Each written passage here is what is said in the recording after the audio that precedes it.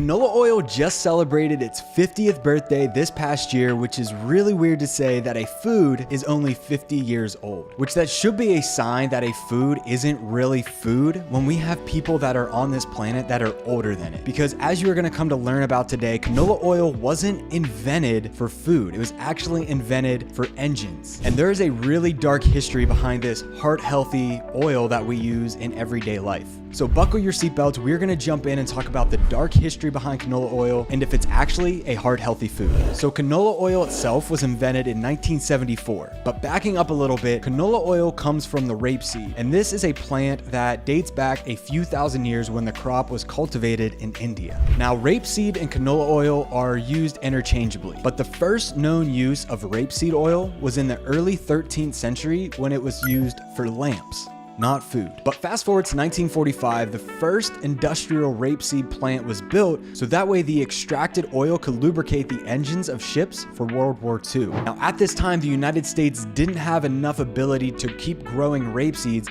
so they had to outsource it to different countries, and one of those companies was Canada. The United States government asked Canada if they could grow more of this crop for them so they could lubricate the engines of their ships. But as you could imagine, when the war came to an end in 1945, pretty much the use of this oil subsided. It stopped altogether. And by 1950, the use of steam power had all but been converted to diesel. So the need for the crop really tended to disappear. However, Canada was still growing a ton of rapeseed crop, which is about 143,000 acres of this crop, and they were bringing in a lot of money, so they still needed a way for money to come in for them to utilize this crop. So throughout the next couple of decades, Canada worked on a way to develop this engine lubricant into an edible oil like other popular seed oils at the time, like corn, soybean, safflower, and cottonseed oils. However, this rapeseed oil was trickier to process into an edible oil than other seed oils for the sole reason that it is highly toxic. Rapeseed oil is high in an acid called urusic acid, and this is toxic in even the most minuscule amounts. Urusic acid in small, consistent quantities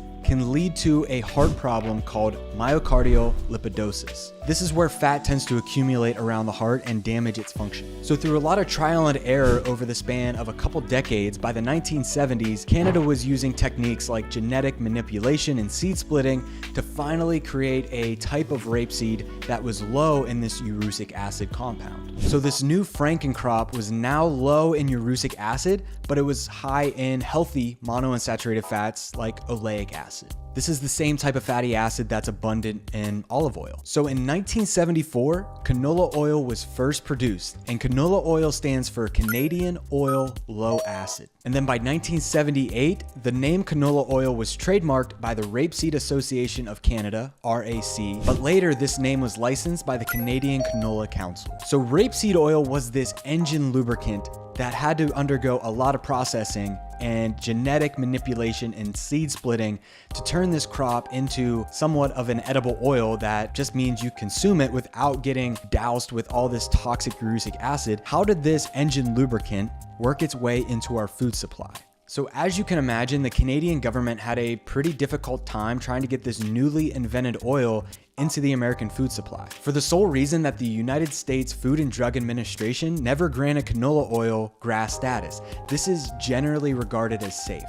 Now, this is just a rumor, but it has been reported that the Canadian government paid the American government $50 million at that time in 1978 to be given GRAS status. So when canola oil was given GRAS status, there was no limits on how it could be in the food supply. So by the 1990s, it was in the food supply worldwide. And as of 2023, Canada now has more than 22 million acres of this genetically modified rapeseed, and most of it is heavily sprayed with pesticides. So in the 1950s, Canada had 143,000 acres of rapeseed crop that they were growing for engine lubricant, but now by 2023, they had over 22 million acres of this newly invented canola crop that was solely used for our food. Well, in 2006, canola oil got the Heart Healthy stamp of approval from the American Heart Association. The Heart Healthy stamp of approval is on a lot of different foods inside the grocery store. You'll walk up and down any aisle and you'll see the Heart Healthy logo, but as we'll come to learn, this is not all it's cracked up to be. It's quite interesting to note that canola oil is probably the most most ultra processed food that we have in our food supply today because it's not naturally oily. To get the oil out of the canola crop, it has to undergo over 40 different stages of processing. This includes growing the rape seeds in pesticides, herbicides, and fertilizers, allowing those to grow over the span of a season. Then you need to gather those seeds and transport them to the factory where they're going to be processed. Then using high-powered machinery, the seeds are crushed into tiny thin flakes. The flakes are put through a high pressure, oftentimes high temperature press that extracts the oil from the flakes. It takes roughly 3 pounds of canola seed just to make 1 tablespoon of canola oil. But to extract even more oil out of it now, the process of extracting this somewhat edible oil out of these seeds creates a canola cake is what it's called. And this canola cake is then put through a chemical bath which often uses hexane and other harsh chemicals to wash this canola cake to extract even more oil out of it. At this point, it's still not an edible oil. It would smell rancid, it would smell disgusting. Our senses would tell us that this is not an edible oil to eat, that this is highly rancid. So from this point, the canola oil needs to undergo bleaching and deodorizing to remove this rancid smell. And finally, after all that, now it's time to be bottled. Majority of the time, it's going to be bottled in light plastic containers, which is just going to sit on store shelves for weeks or even months at a time. Then it's going to go to your kitchen where it's going to sit for even a longer amount of time. And because it's in clear plastic, the light and the heat and air at times is going to oxidize this oil even further, because these fatty acids that are inside canola oil are highly susceptible to oxidation. And it doesn't matter if it's a healthy monounsaturated fat or healthy polyunsaturated fats, when these oils are sitting in plastic containers being exposed to light, air, and heat, this is creating a lot of oxidation. And not only are we consuming this oxidized oil in many different foods, or even just in a jug itself, cooking vegetables and meat, but it also further oxidizes inside of our body. It might lower cholesterol, it might lower LDL, but it's very often oxidizing any of that cholesterol we do have, which has been shown to be one of the true culprits behind a lot of these chronic health issues that we're facing. So I asked the question, is this heavily engineered engine lubricant actually healthy for humans? Even though it has the heart healthy stamp of approval, and a lot of health experts say that this is a healthy fat that we should be consuming to have a healthy heart and to avoid a lot of the saturated animal fats, a lot of the early evidence done on canola oil actually found the opposite, that this is a highly toxic. There was a series of studies from 1978 to 2000 that universally found that the consumption of canola oil led to heart problems, a decrease in blood count and size.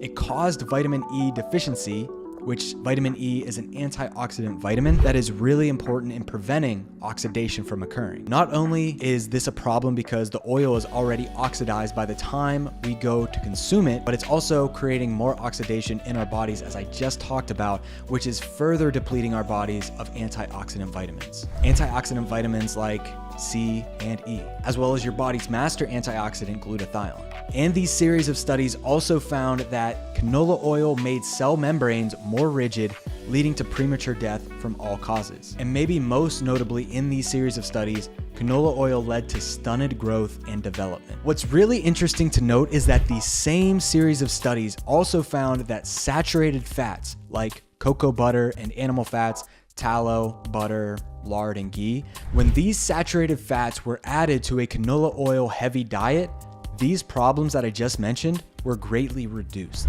This suggests that eating more stable saturated fats that aren't prone to oxidation very easily to oxidize oils like canola and other rancid seed oils. However, despite this early evidence, somehow in 2006, canola oil got the heart healthy stamp of approval from the American Heart Association solely because it's rich in healthy monounsaturated fats and it lowers LDL. LDL is the bad cholesterol that many conventional health researchers believe directly causes cardiovascular disease and other health-related problems. However, we've done several videos on our channel talking about why just having low LDL isn't necessarily beneficial and why having low LDL can be problematic. And there is a ton of data supporting the fact that lowering LDL doesn't improve your risk of heart disease. It actually might make it worse, because there was a study that found that out of almost 137,000 patients hospitalized with a heart attack, 75% of them had low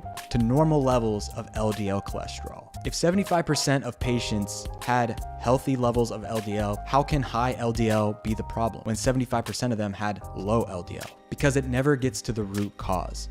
The root cause of a lot of these issues has more to do with oxidation and oxidized LDL. You can lower your cholesterol, lower your LDL all you want, but if you're still oxidizing it through unhealthy lifestyle factors like eating seed oils, smoking, living a high stress life, then your risk is still going to go up. So is canola oil healthy? Well, over the past couple decades, the amount of research on canola oil has skyrocketed. And many researchers often cite easily to manipulate observational data that can really only show an association. These meta-analyses, studies of studies that show that canola oil is maybe beneficial and that your risk of heart disease and other chronic diseases goes down, it does find that when people consume more canola oil as a part of their diet, they have beneficial health outcomes. But again, association is not causation. These types of studies use food history questionnaires, and they ask people to report what they've eaten over the span of a few days, maybe a few months, or longer. And observational data is easily influenced by what's called the healthy and unhealthy user bias. Because the narrative over the past 70 to 80 years has been that seed oils are healthy, animal fats are bad, people that typically eat more seed oils like canola, corn, cottonseed are also probably doing other healthy lifestyle factors,